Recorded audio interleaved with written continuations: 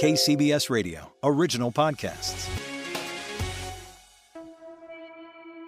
It was quickly determined that Jane Stanford was poisoned. But David Starr Jordan and other university officials were desperate to prevent that from becoming the official story. It opened up too many questions. Questions that could lead to a challenge to Jane's will and threaten the university. So David Starr Jordan and his party of conspirators arrived in Hawaii on March 10, 1905, the same day the coroner's jury verdict is published. David was stuck on the boat during the proceedings, where the coroner's jury heard from the main witnesses to Jane's death. Bertha, despite appearing like a nervous wreck, managed to give a complete and seemingly accurate account. At the same time, a group of experts presented their evidence of strychnine poisoning, which included a normal procedure for the time: blending Jane's organs together to see if the mixture would result in a faded purple color, indicating the presence of the poisoning. It was also noted that whatever strychnine had been used in this poisoning was different from the first. This time, the poison was pure, the type you couldn't just get over the counter as rat poison. This kind would need to be acquired through some sort of medical channel. The jury reached their conclusion the night before David landed on the island. The newspapers published the results the next day. Jane had been murdered.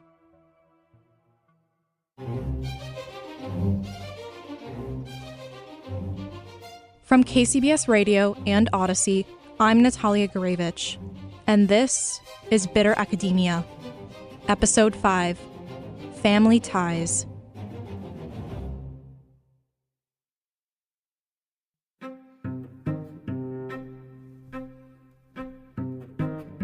The details of the poisoning were muddied from the start. Certain elements, where the bicarbonate of soda had been purchased, where the bottle containing the soda had come from, what medicine Jane had used that already had strychnine in it. If you're not confused, I certainly am. And so were others. Some newspapers fixated on one angle over others. Questions remained unanswered as Bertha began to change the details of her story, as she would again and again. As the days wore on, the other servants that had been in Jane's orbit, her former butler, her former maid, Ah Wing at the Nob Hill house, as well as Bertha, began to fall under suspicion. To avoid scrutiny, one servant would seemingly implicate another, particularly in the first poisoning attempt, until the police, as well as the media, were noticeably exhausted. But the newspapers in the Bay Area were not ready to quit, far from it. Outlets that still exist today, as well as ones that don't, were doggedly suspicious over the entirety of this case that something nefarious was going on, laying the blame on David, on Jane's lawyer, Mountford Wilson, both, or others. This confusion allowed David to covertly circle his wagons. To help further his conviction that Jane had died of natural causes, he engaged the services of a Dr. Waterhouse. Waterhouse spent an afternoon interviewing Bertha and May. Based on these new interviews, and not the coroner's jury, Waterhouse claimed that there was not enough evidence to conclude that Jane had died from strychnine. She had only suffered a single spasm, not multiple. The theory put forth by Waterhouse was that Jane had overeaten at lunch, causing gas, which had added pressure to her heart. Keep in mind, the autopsy had found no food in her stomach. But Waterhouse claimed the autopsy results were weak. In the end, Waterhouse put these findings in his own report. Just a few days of paid work that David was able to use to his advantage, time and time again, as long as he never actually published it and revealed the contradictions in it. In the process, it became clear that David and Bertha needed each other. David needed a witness who could back up his natural death conclusion, and Bertha needed a powerful ally to support her innocence. Soon, David was publicly proclaiming Bertha's innocence and highlighting her years of dedication to Jane. The only person in Jane's circle who believed, and said so publicly, that she was poisoned was George Crothers. On March 14, 1905, David and Timothy Hopkins, the Board of Trustees member Jane also planned to fire, made a statement that the death was from natural causes. The next day, both men served as pallbearers in a funeral service for her in Hawaii. The statement wouldn't be released until the two men boarded the ship home a few days later with Jane's body. Even though she was gone, her presence still loomed large in the lives of those around her, those whose lives would never truly be free of her influence, despite their best efforts to bury her and her story.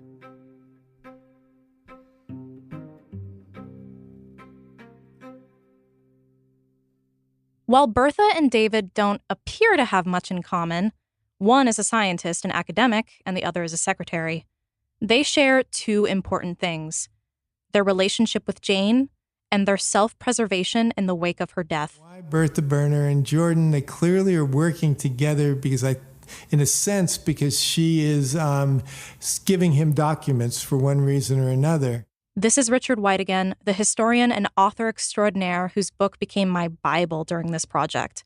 My copy is feathered with sticky notes. While Richard believes the two formed an alliance, he doesn't believe that David is a conspirator in Jane's murder. His reasoning is quite simple. In the end, I thought, well, he had the motive, he might have had the means, but in the end, I don't think he had the courage, and he wasn't really smart enough to be able to do it. Richard was my first interview for this story. Even before reading his book and my interview with him, I had come to the same conclusion that he and others had. Bertha Burner poisoned Jane. Jane Stanford was given strychnine twice, and only one person was present at both poisonings. It's really hard to see how that person is not going to be a suspect. And you become even more curious when virtually everybody around the case begins to insist that that person is not a suspect. That's what got my curiosity going around Bertha Burner. But the problem I faced was the more I went into it, the more suspects I found. There were plenty of people who hated Jane Stanford.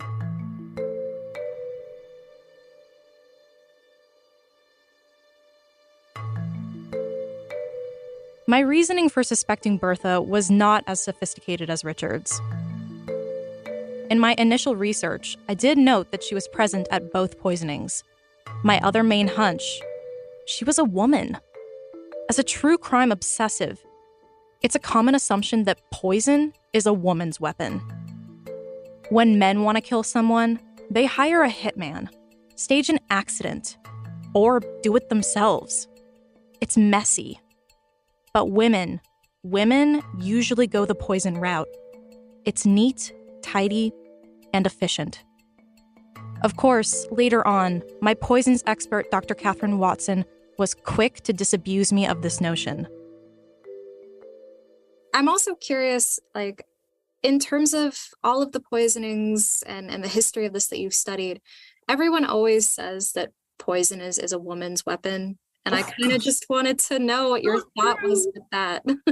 It's not true. It's not true. However, what I have to confess is true is that if you look at the proportion of all murderers, it's 90% are men and 10% are women, if you exclude infanticide.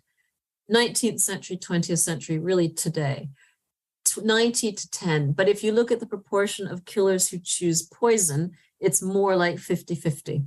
Okay. Which does mean that female killers are more likely to choose poison than male killers are. What makes poisoners different from typical murderers? Oh, that's a good question. Well, think about what goes into poisoning. It's planned, and you have to get close enough to the victim, not always, but usually, to give them the stuff.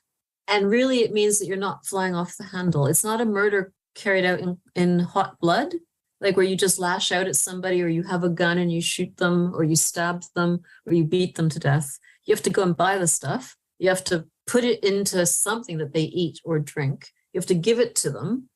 And then a lot of times you know them well enough that you then hang around while they linger and die. That requires something a little bit different. But in the 19th century, so I think the question nowadays is harder to answer. In the 19th century, it was what a lot of people did, but still a tiny minority of all killers. it requires a certain cold-bloodedness, perhaps, but also the belief that you can do it and get away with it. And of course, there's an unknown number of people who have been successful. You can be either well-known or you can be successful as a poisoner. You can't be both. That's what toxicologist John Trestrail says. And I think that's quite true. You can either be famous or you can be a successful poisoner. And the ones that we know about are famous because they were not successful. In this case, Bertha Berner might have been both. She's not exactly famous, but she was, at least at the time, well-known. Even though I suspected Bertha Berner from the beginning, I didn't have the answer to her motivations. From what I knew on the surface level, I assumed that David Starr Jordan was the mastermind behind the plan, and he somehow got Bertha to carry it out for him. But again, I was convinced otherwise. This time, by Richard. Okay, so then my next question is, besides Bertha, who presented the next most compelling case? Jordan. Okay, yeah, that's pretty obvious. Jordan knew. I mean, that's one of the things the students hadn't found out, but my further research found out, is that Jordan knew that Jane Stanford was going to fire him when she came back from that trip. And Jordan also seems to know that she's not coming back from that trip, because he fires Julius Goebbels, who is his main enemy on the faculty and is somebody who is supported by Jane Stanford, which would have been a rash move if he thought Jane Stanford was coming back. So I thought, well, he certainly has the motive. He certainly acts as if he knows that she is not going to come back from her Asian trip. And he's a scientist, so he should have had access to strychnine. But Bertha Berner also had a possible source for strychnine, a fellow German, a pharmacist in Palo Alto that she reportedly got cozy with right before the trip, and who subsequently seemed to have disappeared afterward, despite investigators' best efforts to find him. Wouldn't it make more sense for two to be working together rather than just one on their own? That's what you're thinking, like the detectives. Yeah, okay, I guess that's true. And that's what Bertha Berner told her mother, because her mother said it was somebody and a man. Okay. But so there's a lot of combinations. A man could have been David Starr Jordan and Bertha Berner. It could have been Elizabeth Richmond and the butler, Alfred Beverly. And it could have been Ah Wing and some sort of female accomplice. So everybody thought at the time it's going to be two. What they're doing, that story is wonderful for Berner, because what it means is it takes suspicion away from her if she was acting by herself. And the other one is a sort of, sort of sexism that comes in. This kind of murder had to be masterminded by a man someplace. Okay, yeah. It couldn't just be a woman who did it. Even though the papers will also play up the other part of it by pointing out that poison was, in the early 20th century, at least according to newspapers, a woman's weapon. Mm-hmm. So there's all of these things come in. So who they're going to suspect has an awful lot to do with the culture of the times. Mm-hmm. But Bertha Berner is a smart person, and so it would not at all surprise me that she would tell her mother that there was a man involved in this.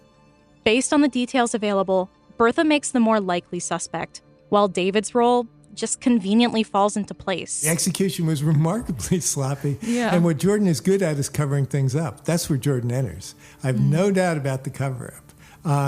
And that Jordan, himself is quick to move in, because he realizes, precisely because the murder was so sloppy, this is just going to blow up in my face. And he's on the ship and he's on his way to Hawaii. And he's mortified that the coroner's jury met before he got there, but so he still does the repair work.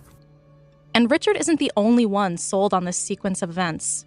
For Laura Jones, Stanford's archaeologist, her suspicion of Bertha began in a much more insidious way.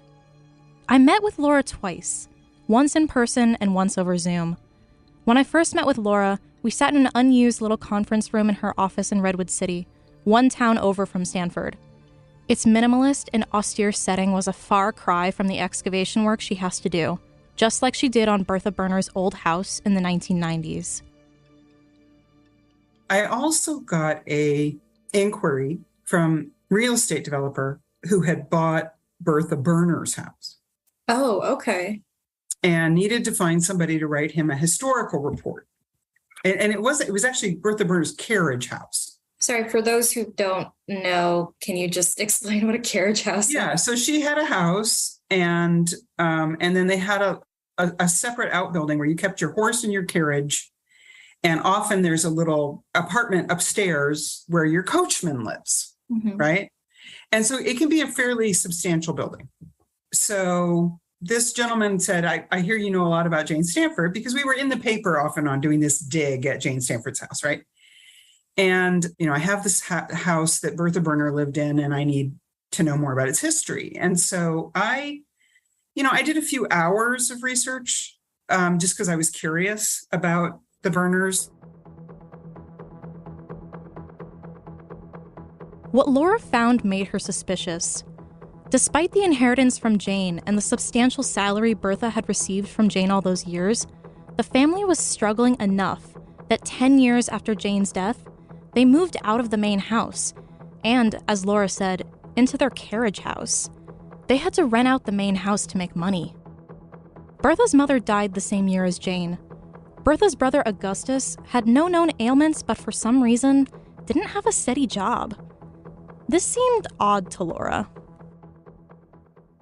And I thought, well, that's interesting, right?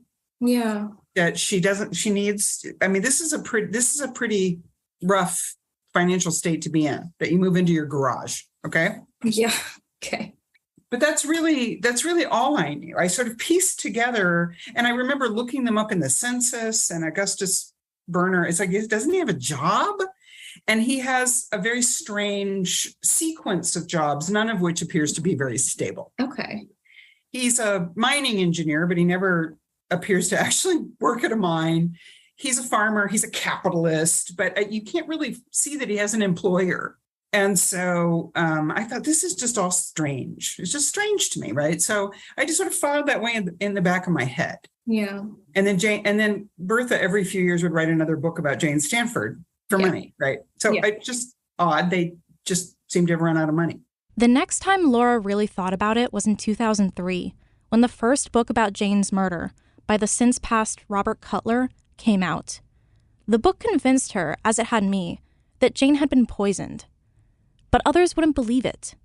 On a trip to the Stanford mansion in Sacramento around the same time, Laura heard from those at the museum who still clung to the narrative about Jane's death. A couple of these volunteers are steeped in the history of the Stanford family, were busy telling me why Bob Cutler was wrong. Oh. And that, of course, she hadn't been murdered, and that she just took too much patent medicine. And so the cover-up was sort of continuing in this conversation. All right. And that I found that intriguing. Yeah. Right? That people were still trying to stamp this out. Laura first pointed Richard in the direction of Bertha when he began teaching the class that would lead to his own book. She told him about the carriage house and how the Berners were likely struggling with money. I myself was confused, though. If money were the object, wouldn't it make more sense to continue to get a consistent paycheck rather than a one-time large payout? Wouldn't Bertha want to get money consistently? For Laura, this is where the brother comes in. Could it be that he got in trouble, right? And she needed money. He was gambling, or he was, somehow, because she's clearly very attached to her mother and brother.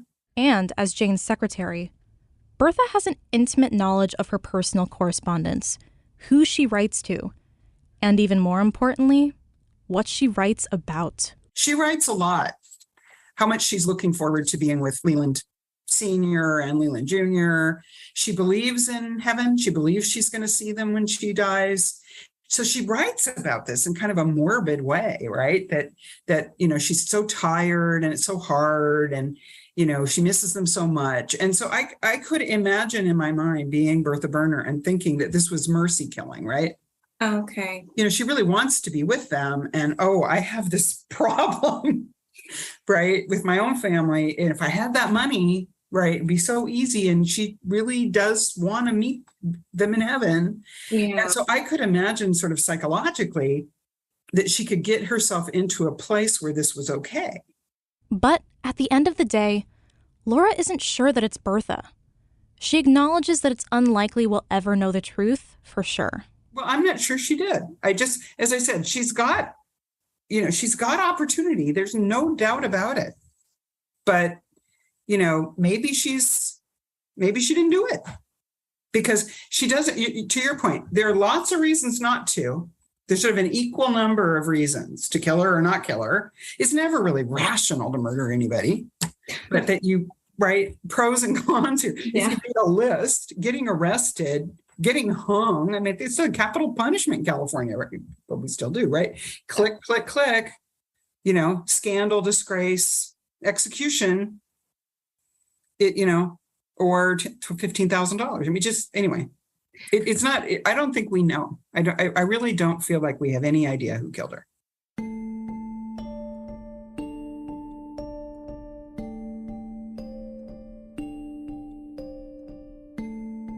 But some have thought about trying to find out at least one facet of the truth, confirming for sure whether or not Jane was poisoned. When Robert Cutler's book came out, a Stanford faculty member wanted to exhume Jane and test her hair samples. Ultimately, the president of the university at the time said no, that he believed it wouldn't bring her any justice and would just disturb Jane when she finally was at peace. And he isn't the only one who thought so. Someone, who arguably has more at stake in the case than most, doesn't think an answer is possible. And any attempt to get one wouldn't do much good.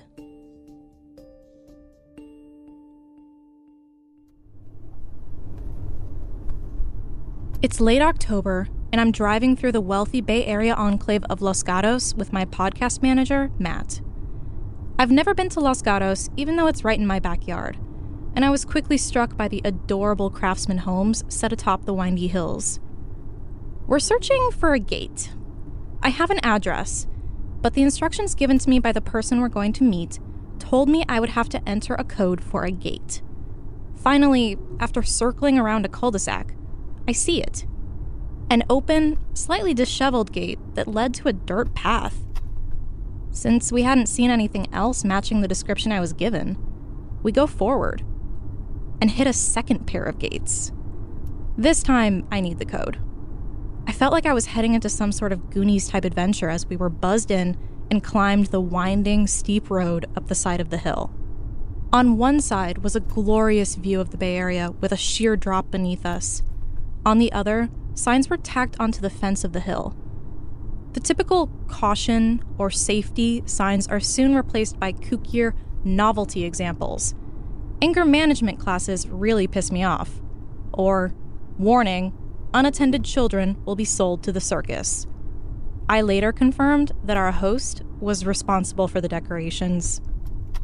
When we reached the top, the hounds were released upon us. I'm exaggerating. Actually, we wouldn't see the hounds, two adorable and massive German shepherds, until later. Our welcoming party was an excited little mixed pooch, Lily, and a wagging lab, Corey. We barely made it out of the car before they had set upon us with affection. As a dog lover, I was not inconvenienced. Hi. Oh, what a cute puppy. Do you want to get out so that they'll follow you up so we can pull in? Okay. Hi, buddy. Hi, puppers. Hi there. Hi. Oh, no, don't go in the car. Okay, come on. Let's go, guys. Let's go. Then I spotted our host. Decked out in cardinal red and a red sweater vest and sporting a Stanford Daily baseball cap with a fringe of white hair peeking out. Dyer Stickney greeted us with enthusiasm. He first complimented Matt's accessories. I like the socks with the tent. Nice going, guy. You know what? You're really stylish. A gentleman who appreciates shoes and socks is my kind of guy. I didn't shake your hand. I was so distracted by the dogs. You guys have business cards? If the name Dyer doesn't sound familiar, then I apologize. Dyer was the name of Jane Stanford's father. It's a family name. This Dyer, current-day Dyer, is Jane Stanford's great-grandnephew. He is the great-grandson of Charles, Jane's brother and right-hand man at the university. Since Jane had no surviving children of her own, Charles' descendants are the closest family members of Jane's that I can find. We met his twin daughter and son, 29, who were on their way out the door on their way to work. After we exchanged pleasantries, he led us past the driveway. His home at the top of that hill gave an epic view of the Bay Area. The cities on the peninsula stretched before us, framed by the indigo water of the bay. The house itself was an old-school, Roman-style mansion. It lacked the ostentatious size and embellishments of some of the bay's wealthiest enclaves. You could tell by looking at its columns, its inner courtyard, and the rectangular pool in front of the house that this home had been built to be kept in the family for some time. According to Dyer, the house had been built in the early 1900s, and it showed. The inside was even more stately than the exterior. A hallway gave way to a library, bedrooms, and a large dining room, with countless antiques rounding out the interior. Some were Jane's. Others, according to Dyer, had been picked up along the way. Unlike the few larger mansion-style homes I had been to in my life, this had a comfortable, lived-in atmosphere. That regardless of the antiques, this was a home. We needed a place with outlets for our equipment, so we retired to the far less grand but much homier kitchen. Inside, we were overwhelmed with more of Dyer's quirky signs. On the walls above the doors and as magnets on the fridge. This was a man clearly with a sense of humor and whimsy, which he exuded throughout our conversation. This booklet is Jane Stanford's medicine booklet. Yes. Okay, how did you first find it? We have trunks from them that have been in storage for a day or two. A day or two, okay. And it is my goal to go through them because it'll be a monumental job because there's that many. Sure, yeah, But absolutely. it's there. It's there in history and it's safe and it needs to be brought forward. I met Dyer through two of his cousins, one of which I found during my Ancestry.com searches. Marla invited me out to her home in Carson City, Nevada, a couple of months before I met Dyer. Marla and her sister Shelley are also descendants of Jane's brother, Charles. Marla is the enthusiastic genealogist of the cousins. While she only had a few items left that had belonged to Jane, the extensive and elaborate family trees she'd compiled told me more about the family's origins than I'd previously learned. Dyer, on the other hand, isn't as involved in genealogy, but he has a lot of Jane's stuff, trunks of it. He admitted that he hasn't had the time or the energy to go through everything yet, but on a whim, a couple of decades ago, he pulled out a small leather-bound book. And this is the book he plopped in front of me at his kitchen table. The leather binding was crumbling away, and inside was a notebook of thin, faded paper, covered in Jane's spidery handwriting. This book contains Jane's prescriptions and notes from her doctors and pharmacists. This is the first truly personal thing of Jane's I've seen while doing this project. Her correspondence, all her letters, were always meant to be read by someone else. And she notably burned a lot of Leland's letters when he died. I'm not sure if she ever kept a diary. But this book is something she kept logs in, just for her, no one else. Look at how bright the ink is still so like incredibly bright. I mean, I'm so amazed. Yeah, this is from July 27th, 1900, and it's still so pristine. That's incredible. So you took this out years ago. Yes. Yeah. Have you taken anything else out? I probably have. I think I put back in one of the trunks because I saw the value. Okay, so of all of the things you could have pulled out, what attracted you to I this? have no idea. It could have been the binder. Okay. It could have been it was the first thing I reached to. Touching its pages felt almost inappropriate, like I was invading her privacy. But just in my initial flip through, I got a sense for what health issues she might have been struggling with, and even more interesting, what medicine she was taking. For sleeplessness? When unable to go to sleep on retiring all night, put the feet into hot water for 10 minutes. This will have a soothing effect. If, however, you go to sleep soon, then wake up and unable to go to sleep again, feeling restless and uncomfortable, take a dose of valerian? Valerium. Okay, so Is it root? Does it say a root after it? No, it just says valerian, so see? It does. Yeah. To have the body well rubbed with olive oil once a day for 3 or 4 weeks does much to strengthen the nerves. This is so interesting. Oh my God. Medicine back then was just, a lot of like superstitions, apothecary type things. Okay, for nervousness, take belladonna 3 times a day. What is belladonna? I don't know. Computer, what's belladonna? From news.com. Belladonna is an extract of the deadly nightshade plant. By the way, you have a new notification. Do you want to hear it? No, thank you. Okay, so it's technically kind of a poison. So take belladonna 3 times a day, attenuating if with 4 doses of coffee.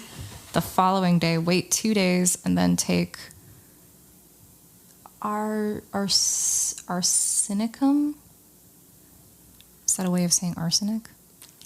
This is crazy. Okay, all right. I'm going to get way too deep in this. Already, I'm enthralled by the strange tinctures and treatments that seemed relatively common back then, and by the number of treatments that involved some kind of poison. Arsenic and belladonna so far. We learned a lot about poison in the last episode, including how some poisons were used for different purposes back then. So this doesn't appear all that unusual, given the time period. Jane's book is divided into different categories: nerves, burning, miscellaneous, and even a section for Leland as well. It's clear based on the myriad of dates and slight differences in handwriting that she'd used this book for years. Nowhere that I could see did it mention bicarbonate of soda or the cascara laxative, but I'm guessing even Jane didn't always write everything down. And this is just one of the things in the trunks Dyer has in his attic. He let me peek into one that he'd brought down into a spare room, and it was filled to the brim with letters, pictures, and illustrations. Despite their obvious historical value, he was reluctant to give them to the university. And I was always going to and still will one day, get to those trunks. I think you will. And I believe I will. I don't know what I'm going to do with them, but there they are. I don't necessarily trust the university because they have a propensity they sell things. Apparently over the years, when Dyer and other members of his family have given Jane and Leland's old belongings to the university, they've discovered some of those items up for sale later on. Marla and Shelley, his cousins I met in Nevada, had a similar story about a gorgeous set of silverware they donated to the university that they thought might be displayed. But as of right now, they aren't sure what happened to it. Well, with paintings and artwork and people that donate family items, they have in the fine print, they can actually send it to auction. Really? Truly. I've actually, many, many years ago, seen it, witnessed it. Like Barbara? A painting, paintings from the family that were donated to the university.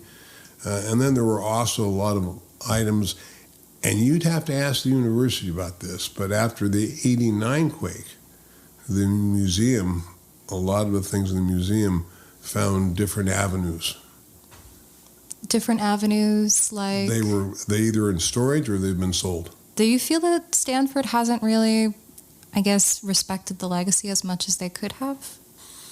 That's a great question. It really is. I'd like to answer this by the following. I believe Stanford is amazing. It's forward-thinking. It's moving on some of the cutting edges of not only technology, but other fields. and it needs to be respected. At the same time, I believe that there is a certain amount of history that needs to be preserved for future generations. And they have the capacity, the funding, and the maturity to set these things in storage safely. And I would like to see that for future generations. So 100 years from now, people can go and archive, classrooms can go, you know what, we could, this is amazing, this is phenomenal thing, instead of just letting them go. Yeah. And that's where I'd like to see the picture, kind of a balance. Dyer has tangled with the university on these things for decades now. As things stand, he feels safer keeping Jane and Leland's belongings with him. But the treasures in his attic aren't the only things he was given by his ancestors. The others, the family lore. I do know the stories, and I'm sure you do too, that when there was a dinner parties, they would pass Leland Jr. in a silver tray around, or have people, this is our baby. I mean, I did not know that. Yes, they did. Okay. Wow. Okay, so they'd present him to guests on a silver tray as if On a he's- silver, well, it was actually a silver, I want you to think of a silver recessed bowl for safety. Okay. With lots of cotton or silk, so it was really comfortable, and so the nanny would come like this, and they would just go in from chair to chair to chair to chair around the table. Okay. I mean, I guess that's one way to entertain your guests. Well, I'm just, it's Must have been a very well-behaved baby. Well, from what I understand from the family lore, he actually was really a brilliant young boy. Yeah. And it was a tragedy that he left so early. But this is what we were told. And Dyer appears to be in his 60s or 70s at this point. And although his mother lived to be a remarkable 100 years and just passed away in the last couple of years, his memories of the family lore are a bit fuzzy at times. But he does remember things more vividly from his childhood, particularly the house Charles Lathrop, Jane's brother and Dyer's great-grandfather, had on Stanford's campus. My mom had to they grew up in Alta Vista. I'm sure you've heard that name before. Yes. Okay. And as a little boy, my mother one time took me there. Oh, okay. Because it broke her heart because they demoed the home. But she walked me through where the garage was, and there were still the remains of the garage and the grounds and the mechanics of it and what the place must have looked like. And that's why you have the name The Farm. Yeah. That's where that came from. He had a complete farm up there, Charles. For horses, right? Well, the horses were down below, but we're talking about everything, a complete farm, so they were self-serving. Oh, okay. So they grew their own food and everything? Well, they didn't grow their own food, but they had it grown, yes. Okay, so the servants grew the food for the family. Yes. Okay, so why did the house wind up getting torn down? Marla and Shelley told me a little bit about it, but I thought you might know a bit more. What I do know is secondhand, my mother sharing it. Yeah. Basically, there was a rush to get all the furniture they could get out.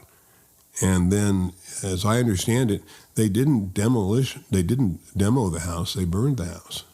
The Stanford officials did. Why? I couldn't tell you. You'd have to ask Stanford officials.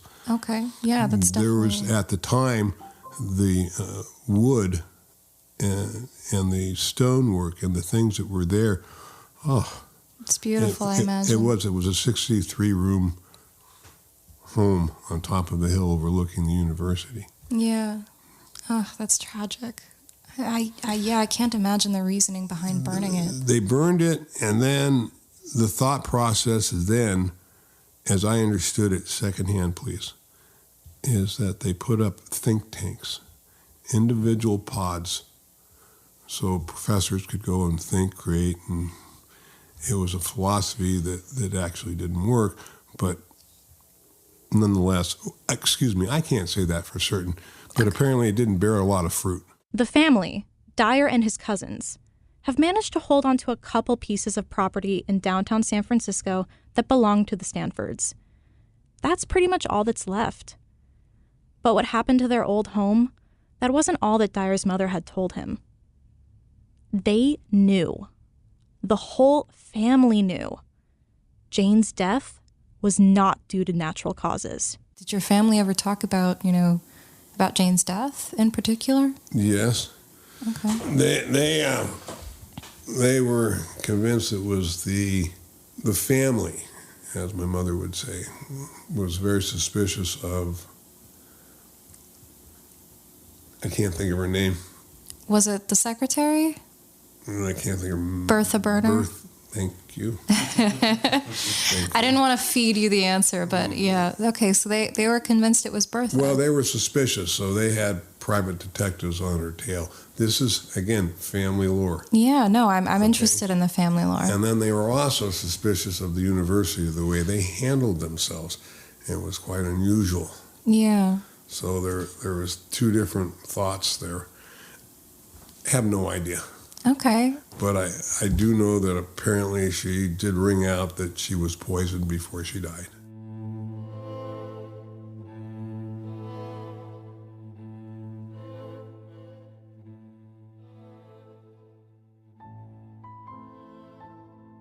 According to Dyer, the family also suspected Bertha of pilfering a certain piece of jewelry of Jane's when she died, although he couldn't recall more details than that. But despite hearing about this throughout his childhood, the story of Jane's murder never having been solved, Dyer isn't burning to uncover the truth as much as some might be. There's one professor who wants to take a sample of Jane's remains and test it to see if there's strychnine there. Fascinating. Yeah, I don't know if it's gonna happen. The university said no, that they don't want to disturb her. Yeah, I can. Well, my question would be, now what would be the end result? I mean, some certainty. Okay, I mean, I got that. But does it change history? I suppose not.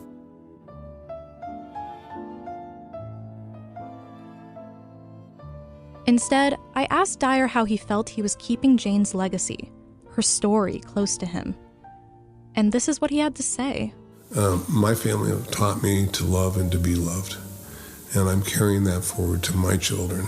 And hopefully they're going to carry it forward to their children.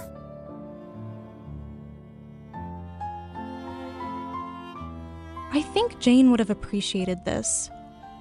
After all, everything she accomplished, she did for her family, her husband and her son. They were at the heart of everything for her. Although her son couldn't have a family of his own, perhaps she would have found solace that some of her relations understand how meaningful it is to have a family. As we said our goodbyes that afternoon, Dyer ruminated again on the trunks in his attic. He'd get to them someday. And when he did, he said, I was welcome to come back.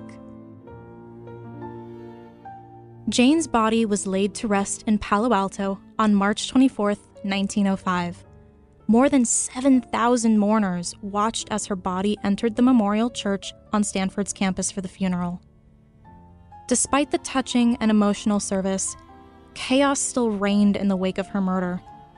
The press was still doggedly insistent that Jane had been poisoned, while David Starr Jordan continued to insist the opposite.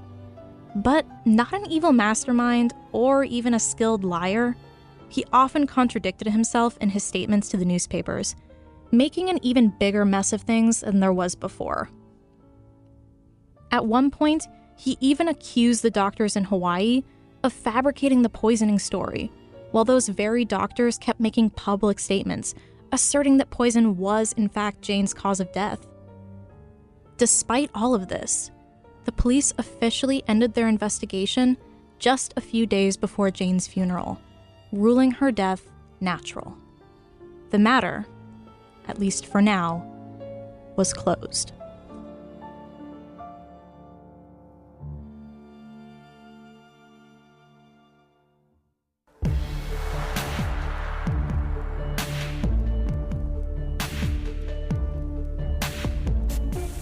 On the next and final episode of Bitter Academia, we learn how the rumblings after Jane's death didn't stop with the police investigation, but would stop due to something even bigger. So the 1906 earthquake is one of the best known and best studied earthquakes in the world, and we're still learning new things about it even today, more than 100 years later. The 1906 earthquake that decimated San Francisco and a good portion of Stanford's campus would claim some of the last physical vestiges of Jane's life.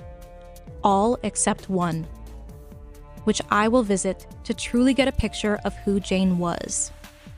In life, not in death. Because this was such a special place for her. And we do, upstairs sometimes when we're opening up and lights flicker, we'll say, "Good morning, Jane," just pretending she's here. Because, this was her son, the one son, her one and only son she loved so much was born in this house. And I would think she would have obviously she did have a special connection with the house, so. Bitter Academia is an Audacy original podcast. Researched, reported, written, and narrated by me, Natalia Gurevich. Edited by Myron Kaplan and Matt Pitman. Production, engineering, and sound design by Matt Pitman. Myron Kaplan is Audacy's managing producer for national podcasts. Please rate, review, and subscribe to Bitter Academia on the Audacy app or wherever you listen.